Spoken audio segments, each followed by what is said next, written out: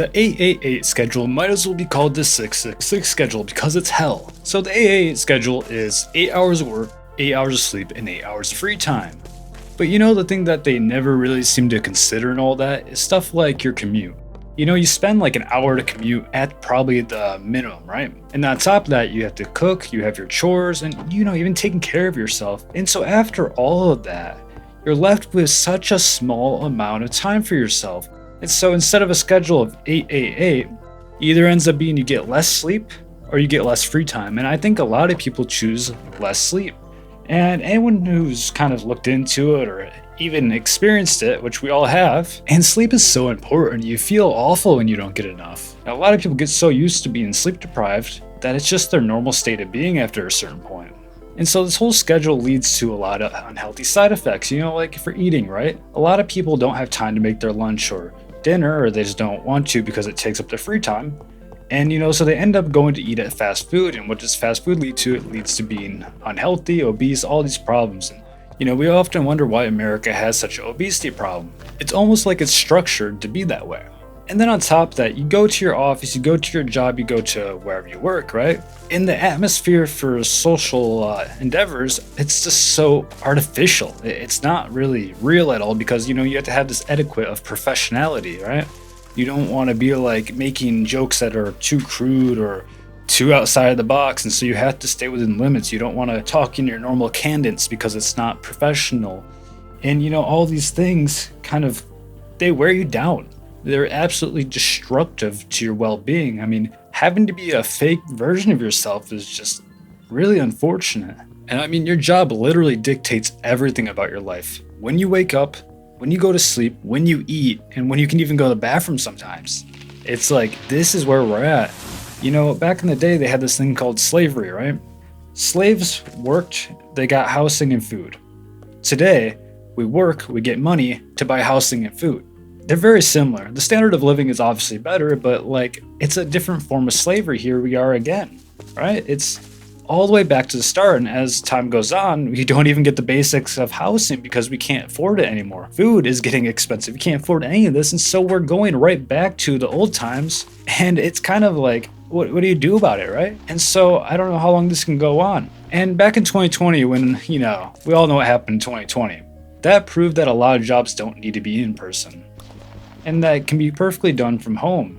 And for families and stuff like that, working from home is a good thing. You can spend more time with your kids. You can actually cook in your kitchen. You can do all these different things. You can go to the bathroom in the comfort of your own house instead of some gross bathroom cubicle where you can see through the slits in the bathroom and underneath it and all that. It's just like, I don't know. I swear offices are just built in a way to be just destructive to the mind. The cubicles, all that. I've worked in a cubicle myself, and it's just like, it's awful. I'd rather be in the back rooms. You look to your left, there's a person. You look to your right, your person. You stand up, there's a person on the other side, and you can hear them, and they can hear you. They can type and all that, and it's just like, you feel like you're plugged into a machine. It's very disturbing, and I can't live like that. And let's not even forget to mention that the dynamics of getting raises and getting promotions is little about the quality of your work or how motivated you are. It's a lot about the social gymnastics of the environment. I remember I used to work at a sub shop, and I know, low quality job, so I guess what do you expect, right? But I would always have to take all the phone calls, and I was a delivery driver, so I'm not always there, but I had to take these phone calls all the time for orders because no one else knew how to do it. And I was trying to teach people how to do it, and the manager would get on me like, no, don't teach them how to do that. And I'm like, why? I'm literally the delivery driver. Why am I having to do all this when I'm not even here all the time? And I tried teaching them, and I came to the manager. I'm like, hey, maybe we should do a paper, like a guide, a script on how to answer a call and take an order. And the manager shot me down on it. And it's just like, these are the type of gymnastics we see at these work environments. It's crazy. And it's all about being likable. It's not about how helpful or good you are for the company. When I was very young, I worked at a pizza place. I was maybe 15 years old.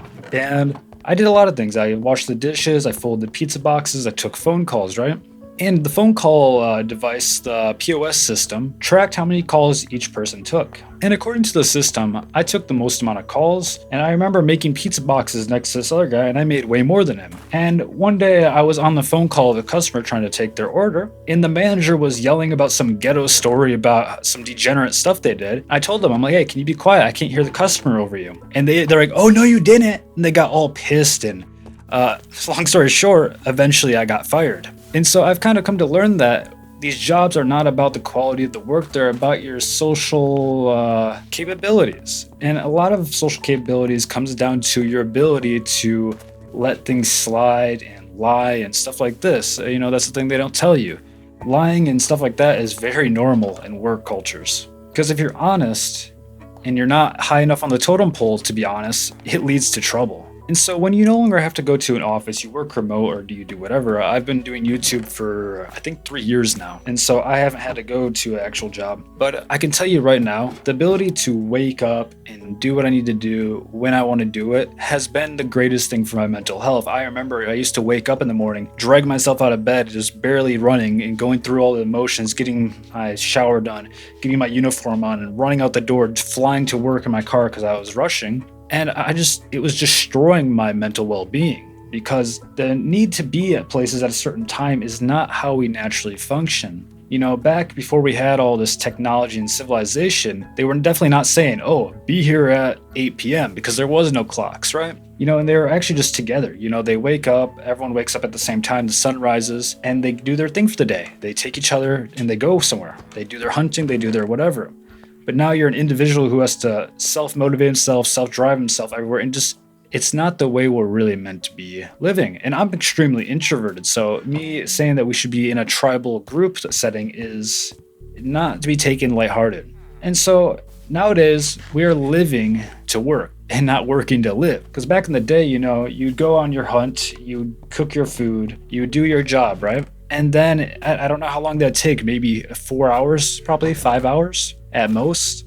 And then you would get back, you'd hang around the campfire, you'd play your games, you'd do all these things, and then you go to bed and you do it all over again. But now, I would say you probably work twice as hard as they did back in the day. Sure, quality of life's better, but quality of life is not the main defining factor of happiness, because if humans were so unhappy back in the day, we would never have survived as a species. So clearly your quality of life is not your quality of happiness. And I'm currently in a third world country right now. I've been living in a third world country for over a year now. And people are happy here, and their lives are not easy. I can tell you that. And so the quality of happiness is not about the quality of life. It's about the quality of the community. And community is not found in artificial environments with certain ways you're allowed to engage with people and stuff like that. And of course, have decency towards people, right? And that's not what I'm saying. But what I am saying is that the way you talk to a coworker is not the same way you talk to a friend, is not the same way you talk to your parents, right? And I mean, how many of your coworkers ever turn into friends? A very small amount of people, right? And so they're not necessarily your tribe, but they have to be by force. And this is not how it was ever supposed to be, but this is what we are in our modern time frame.